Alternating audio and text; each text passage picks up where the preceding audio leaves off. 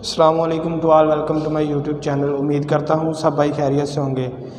तो आइए हमने डिस्कस कर अपने लेक्चर की जानिब बढ़ते हैं। पिछले वीडियो में हमने प्रीवियस वीडियो में हमने बायोलॉजिकल मेथड डिस्कस किया था, जो कि वेरी इंपॉर्टेंट लॉन्ग क्वेश्चन है। उसको हमने हाफ तकरीबन कर लिया था ऑब्जर्वेशन तक। उससे आगे आज हमने हाइपोथेसिस और उससे फर्दर डिस्कस करना है। तो आइए पहले डिस्कस करते हैं हाइपोथेसिस को। हाइपोथेसिस क्या है? The tentative explanation of observation is called hypothesis, यानी कि जो ऑब्जर्वेशन की मुकम्मल तफसीलात जो है एक्सप्लेनेशन है जिसमें बयान की जाती है, उसको हम हाइपोथेसिस का नाम देते हैं। आगे रीजनिंग आ जाती हैं, जो कि जिसकी टू टाइप्स हैं, deductive reasoning and inductive reasoning. पहले हम डिडक्टिव रीजनिंग को डिस्कस करते हैं। It moves from general observation to specific observation. जो ऐसी रीजनिंग, ऐसी ऑब्जर्वेशन जो जनरल से स्पेसिफिक में जाए, किसी आम से किसी ख़ास की तरफ मूव करे, उसको हम डिडक्टिव रीजनिंग का नाम देते हैं।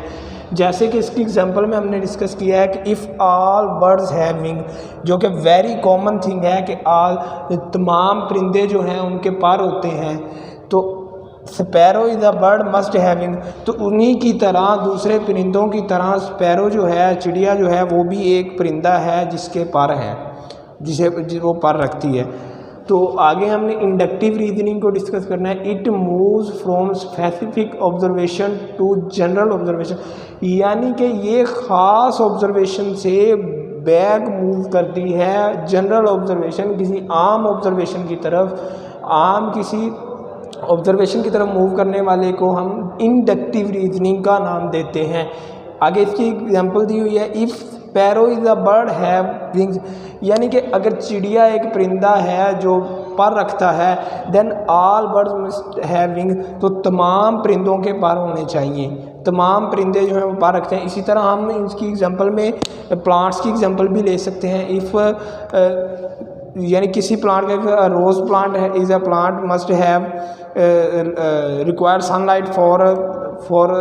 Sunlight for making energy, then all plants require sunlight for making energy. इसी तरह हम इनमें प्लांट्स की भी एग्जांपल ले सकते हैं। इसमें भी हम प्लांट्स की भी ले सकते हैं। If all plant require sunlight for making ATP, then rose is a plant require sunlight for making energy या ATP। इसी तरह ये जो इनका डिफरेंस है वो भी एक दूसरे के उलट है। इससे आगे हमने डिस्कस करना है थ्योरी को।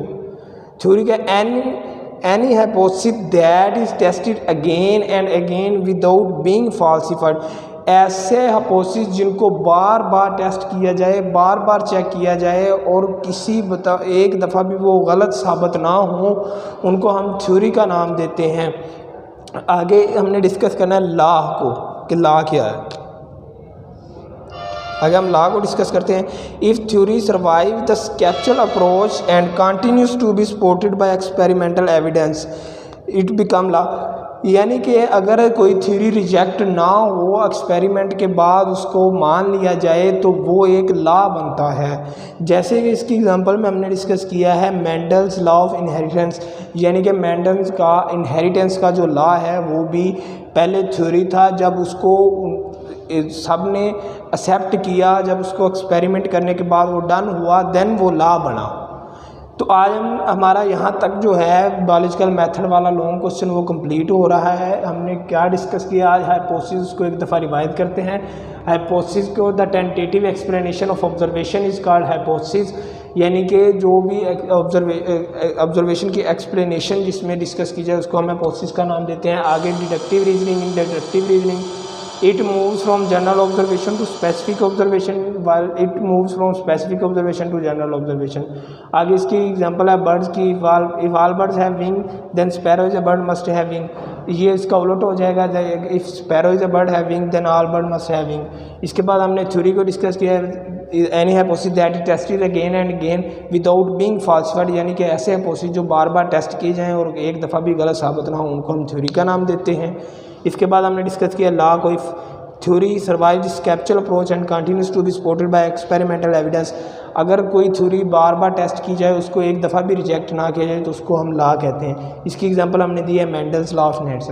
यहाँ तक हमारा जो है बायोलॉजिकल मेथड वाला लॉन्ग क्वेश्चन जो है वो कंप्लीट हो रहा है। इंशाल्लाह इससे आगे हम फर्दर डिस्कस करेंगे नेक्स्ट वीडियो में। उसके लिए हमारे साथ रहिएगा। अल्लाह हाफिज़।